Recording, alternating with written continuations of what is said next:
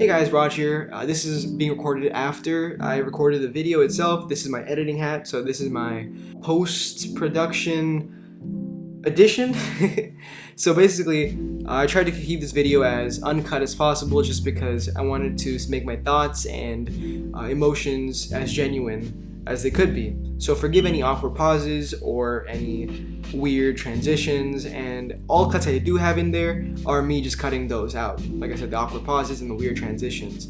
So forgive any errors or if it seems super long, and please let me know if you like this video or not. And with that, let's get right into the video. Thank you so much. What is going on, guys? It's Raj here, and today's a bit of an unusual video.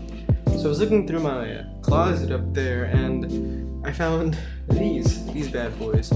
My Yu-Gi-Oh cards from when I was younger.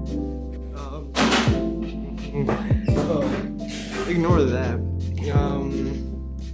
But Raj's Yu-Gi-Oh cards. I emptied out an entire tic-tac-toe set because I was afraid my parents would try to take away my Yu-Gi-Oh cards. And then I bought this Millennium puzzle thing. I thought it was pretty cool. Legendary Dex 2. I never had Legendary Dex 1. And then I just found a couple of cards just lying around. So I think what I want to do today is take a look at these Yu-Gi-Oh cards and then reflect upon my own life through them.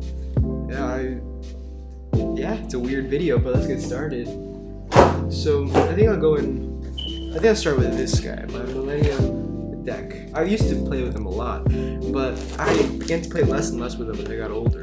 I'm currently going into my senior year of high school, and the last time I remember actually playing a game of Yu-Gi-Oh was 8th grade, which is kind of sad, but it's life, isn't it? I have my little thing over here, my little box. These are chalk marks, which my little brother, who is 5 years old, did with his pink chalk when about a year after I got these. I think that's exactly why these were just lying around, because my little brother kind of trashed the set, but I'm here to fix that.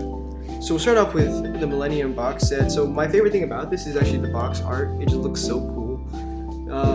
It's officially called the Legendary Dex Collection, but I don't like that name.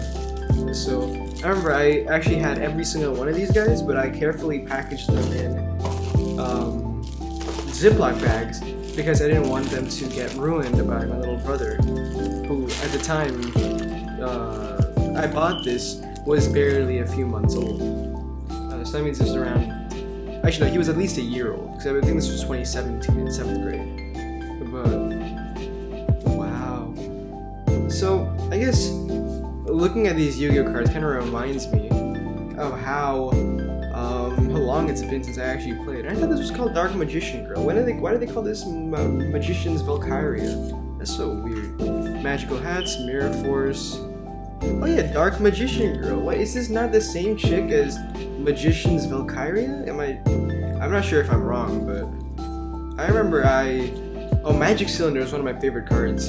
Everyone had Mirror Force, but I actually had Magic Cylinder because I got a different variant of the starter deck that everyone else got. I don't know if it was a different variant or a different starter deck altogether, but I do know that it's mixed up in my chess Yu-Gi-Oh box over there, so I'll bring that out in a bit too. I don't know how long this video is going to be, but it'll be as long as I want it to be. And you guys can listen to the inane ramblings of a nostalgic 17-year-old. Can you even get nostalgic at the age of 17?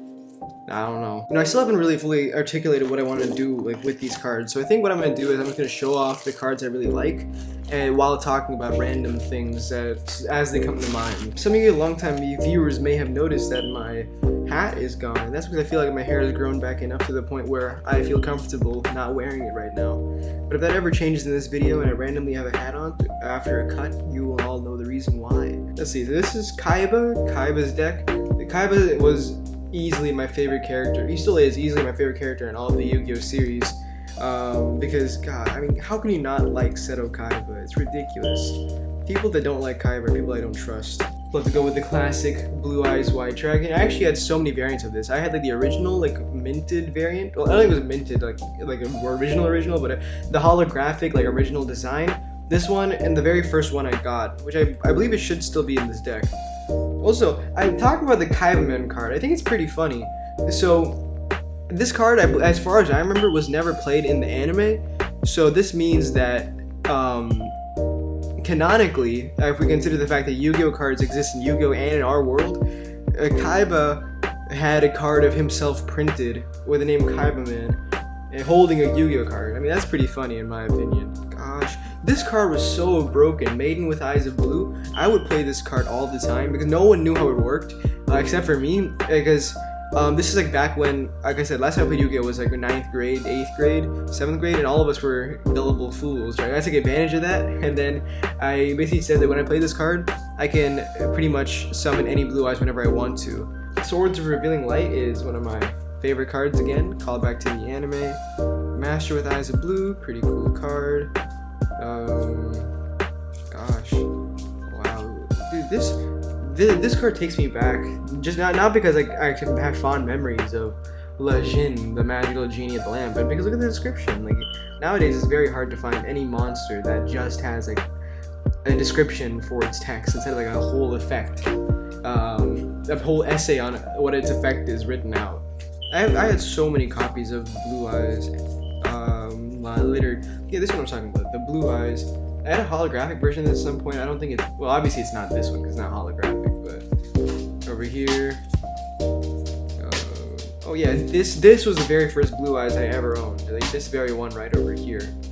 I actually have very fond memories of this dragon because for the longest time I thought this was like a super powerful monster that could rival Blue Eyes because of his description, right? Which is like whoever so finds his dragon hit the jackpot. But until I realized the descriptions pretty much don't mean anything. Synchro summoning Azure Eyes Silver Dragon. Infusion. Oh, dude, it's this one right over here. The Blue Eyes Ultimate Dragon. This monster was so overpowered. Throw back to the first season of Yu-Gi-Oh, where no one had to play the game. No one knew how to play the game, and they just summoned monsters whenever they wanted to. And Kaiba had to make everyone learn how to play the game for season 2 for his tournament. Battle City, I think it was. Gosh, it's been so long. And I also had Joey's deck. And Joey was my second favorite character in the anime, just because he had the funniest accent, in my opinion. For some reason, he had a Brooklyn accent. I don't know why, but it was really fun to listen to. But Kaiba obviously wins out because I mean it's Kaiba. What can you do about that? Anyways, yeah. Joey's little setup over here. My favorite character that he had was the Red Eyes Black Dragon, just because of the fact how cool it looks. But everything else is pretty cool too. I think my other favorite character that he had was Gearfried the Iron Knight, just because in the first season Joey would use this guy to cheese his way out of so many matches. I remember when he would fight this guy named Weevil, he used this to negate its like effect, because like, his logic, basically the monster had an effect of turning everything as like a parasite or something like that, like a plant being that he could control. But Joey's like, no, Gearfried is made of iron, therefore it doesn't apply to him, which, looking back, is so dumb, but I mean, the first season was a whole mess. A very fun to watch mess, but it was a mess nonetheless. Scapegoat. Oh, Baby Dragon and Time Wizard. That was the dumbest combo ever. I don't know how Joey got away with so much stuff that he did in the first season, but oh well. And Kunai with Chain. I remember one time he literally played he let one of his characters use this to swing around the map. Nobody knew how to play this game in the first season. Throw back to Time Wizard. It's ridiculous, dude. An Alligator Sword Dragon. It's pretty cool, but it looks like nothing compared to this bad boy over here.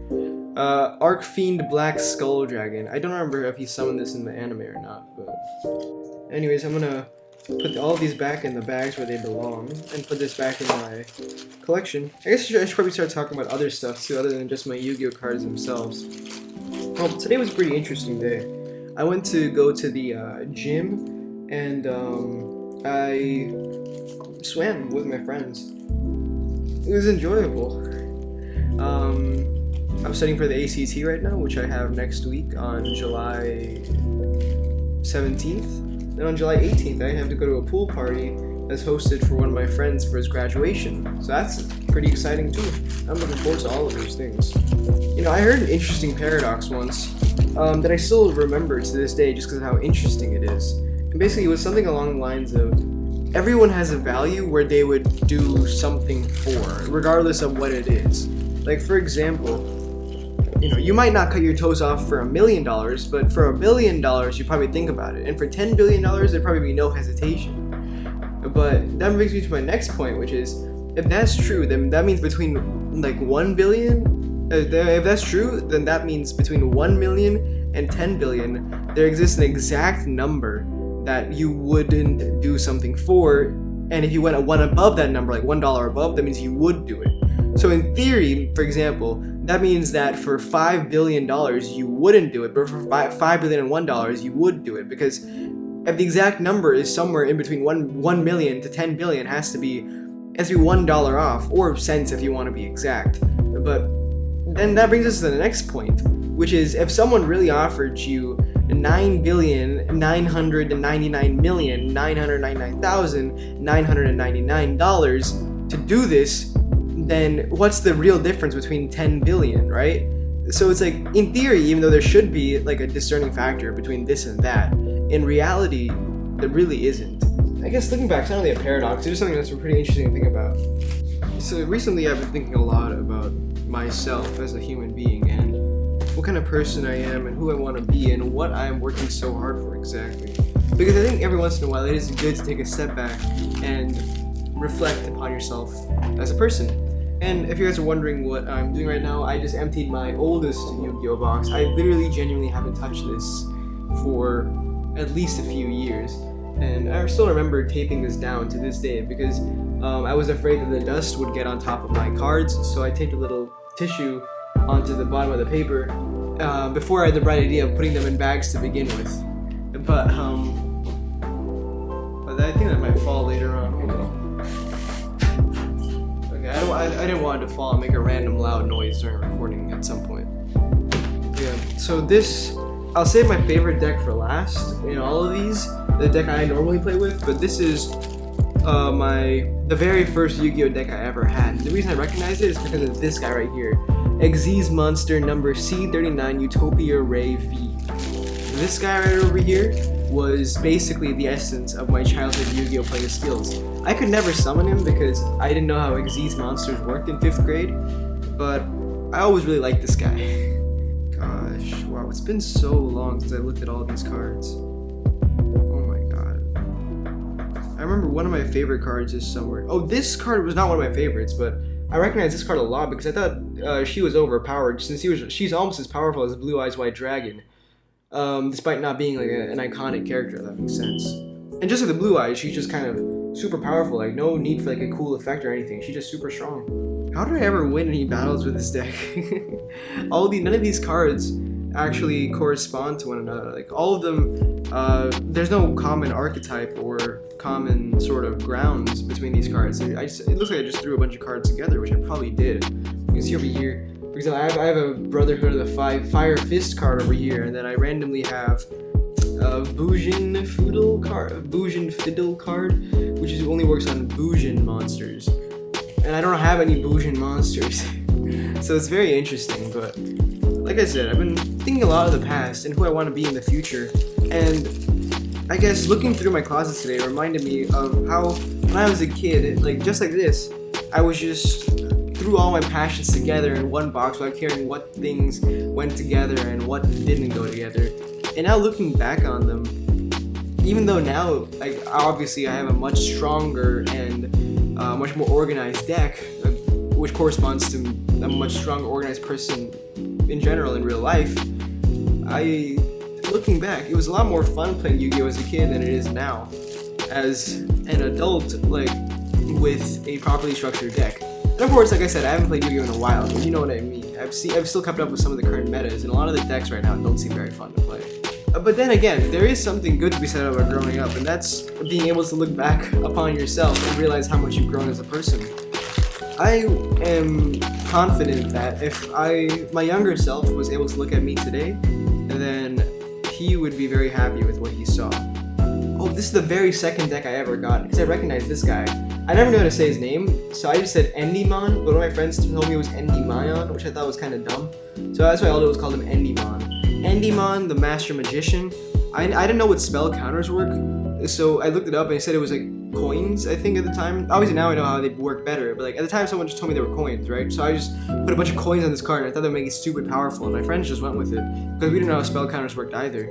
It's similarly, this is the second deck I got, and it's a bit more structured. The cards have a lot more synergy, but it's still a deck that some kid threw together with what little materials he had from the starter decks he bought. But eventually, I built my way up to better decks, just like I built myself up to be a better person. It sounds like a forced analogy, but I just thought of it on the spot. So forgive me if it doesn't make much sense. And I guess if it doesn't make sense in post, then I'll remove it. But if it does, then I will remove it, obviously. Looking at these cards helped to remind me of what I'm missing today. You know, what I used to have as a kid and what I don't right now, and that's an appetite for just doing things for fun, right? Like, I feel like a lot of us take life too seriously nowadays, especially my fellow teenagers, and I guess that is a good thing because right now is college application season, but if you're serious all the time, you'll never appreciate the fun moments in life. And I still remember all the hours I spent playing Yu-Gi-Oh! With these small cards when I was younger. And those memories have helped me develop my personality, improve my social skills. Those times I spent with my friends are the times I'll remember for the rest of my life. And just like that, it's important to remember that we're still in high school today. If you spend all your time working on your college application, and you spend all your time stressing about getting into this college and that college, then you're just gonna end up having a pretty sad life. Because you'll think back to your high school years and you won't remember anything good. And while I made many mistakes over high school, I can definitely say that I've never regretted anything that I've done. I've definitely thought that I could do some things better, but in the end, I'm very happy with where I am today as a person. And I know a lot of people that wouldn't be able to say that, and that's why I want you, my viewer, the viewer of this channel, to be able to say that you are happy with the person you are today. Be the person that would make your younger self proud. Speaking of my younger self never knew how to use these little cards over here. These half spell, half monster cards. Pendulum cards. I never knew how to use it because I never watched the new Yu-Gi-Oh! Series on the pendulum monsters. But yeah, this was my elemental hero deck. I don't know why I put that in here as a kid. I always thought this card looked super cool. The contrast hero of chaos. But my favorite masked hero is definitely elemental hero Neos. I believe this is the one that Jaden used in the second Yu-Gi-Oh! Show, if I'm not wrong. But I might be wrong. But it looks really cool, see? Woo! I like this card a lot. I have one more deck to showcase, but I have a meeting to take right now, so I will cut this video and I will be right back. For you, it'll be an instant, but for me, it's gonna be a little bit longer than that. But I will be back. What is up, guys? I have finished my meeting and I'm back for more Yu-Gi-Oh! Content. That's right, I'm a Yu-Gi-Oh! Channel now. No, I'm still a high school student channel, but I've decided that just because I'm a high school student channel doesn't mean it can't also be a fun channel, because high school students have fun too. So with that, I think I'll go on to not the last deck, but the second to last deck. I think this is the last actual Yu-Gi-Oh! Set I bought. This was in 10th grade for sure. I bought this after I stopped playing the game, but I still love collecting the cards just because it reminds me of my childhood, right?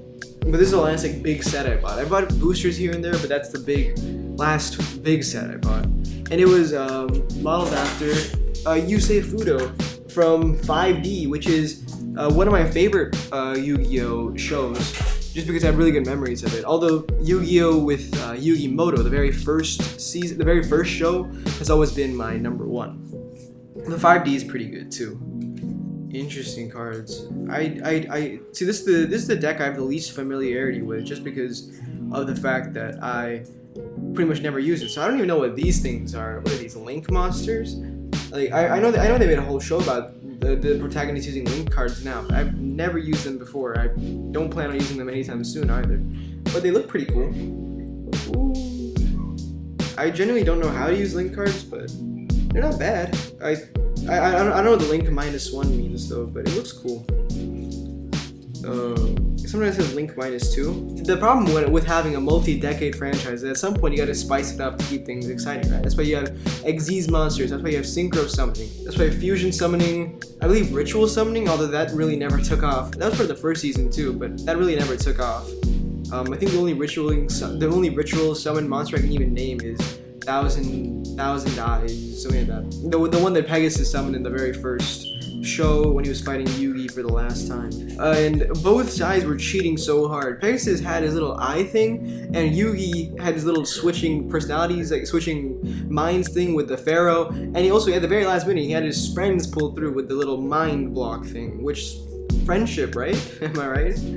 These cards are the newest to me, and that's why I guess they're the most unfamiliar. I guess it's a great metaphor for, you know, as we grow older, we end up less and less in touch with our youth. Obviously, you know, when you're older, you're not getting any younger, right? But it also does mean that, you know, no matter how hip or cool you are right now, in like 20 years, you're going to be considered an embarrassing father or mother or whatever you want to call yourself. I remember this guy from the very first season. He was a bit of a weirdo. I remember when I was watching the abridged version, they called him the crazy guy that threw harpoons at Yugi, which is true. He did do that. He was a crazy guy that threw harpoons at Yugi. But yeah, with that, I'm gonna put all these back into Yusei's box, and I'm gonna go to my favorite deck of all time. This deck has so many good memories for me just because this is the deck I had the most fun with. I never won too many battles with it, but I had the most fun with this deck. And those of you who are versed in Yu-Gi-Oh! Mythology might know that, or Yu-Gi-Oh! Lore, my apologies, would know. Obelisk the Tormentor, one of the god cards of the first season. I used to think he was the weakest just because of the fact that he had a limited attack power, whereas all the other ones had like nearly unlimited. But he ended up being one of my favorites just because he's so overpowered and he looks so cool. But then I have Exodius, the Ultimate Forbidden Lord, a pretty cool card as well, and none of my friends knew how he worked when I used to play him in 9th grade, so I would lie about his effects all the time. But it's pretty cool though, and this guy also has a win effect like Exodia that I really never ever used, but it was pretty cool. This card over here was so overpowered, Gold Sarcophagus, because it would allow you to add one Exodia card to your hand at any time. Oh, Pot of Duality? I also have Pot of Greed, which allows me to draw 2 more cards. Call of the Haunted, Old Vindictive Magician, which is one of my favorite cards because it was so overpowered back when no one knew how to play the game. I just flip and you can destroy 1 monster.